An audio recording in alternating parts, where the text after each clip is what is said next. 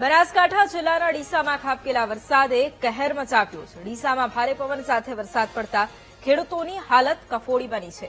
ખેડૂતોના મોઢામાં આવેલો કોળિયો ફરી છીનવાયો છે। કુદરતના માર સામે જગતનો તાત ફરી મુશ્કેલીમાં મુકાયો છે। વરસાદને કારણે ખેતરમાં તૈયાર મગફળીનો પાક પલળી ગયો છે। મોંઘા ખાતર, બિયારણ અને મહેનત બાદ સારા વળતરની આશા રાખી રહેલા ખેડૂતો માટે આ વરસાદ આફત બની રહ્યો છે। અગાઉ બટાકાના પાકમાં નુકસાન સહન કરનાર ખેડૂતો હવે મગફળીના પાકને બચાવવા માટે ભગવાનને પ્રાર્થના કરી રહ્યા છે।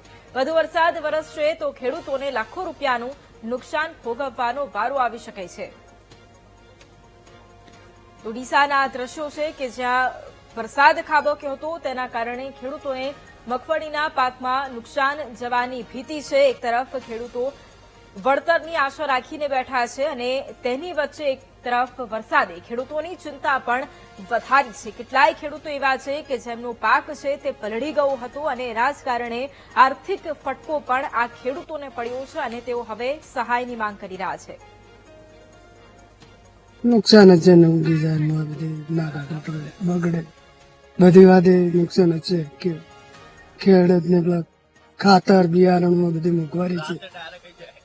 હજુ આગળ વરસાદ આવશે તો પણ મગફળી નુકસાન થઈ કોઈ ના પડે સારી બગડી જાય મગફળી ઉગી જાય। ખેતી આટલી મોંઘી છે અને કુદરત રૂઠે છે।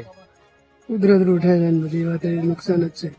ખાતર બીજ વાળો આ તો ઘણું મોંઘું પડે। આમાં મજૂરી કોઈ મળતર છે નથી અને શિયાળામાં બટાકાનું કોઈ ભાવ આવ્યો નથી એટલે બટાકા પડ્યા છે। હજી આમાં કોઈ ખેતી કેવી રીતે કરવી, અમારે કોઈ મળતર મળે નહીં। આ તો ઘણી નુકસાની છે।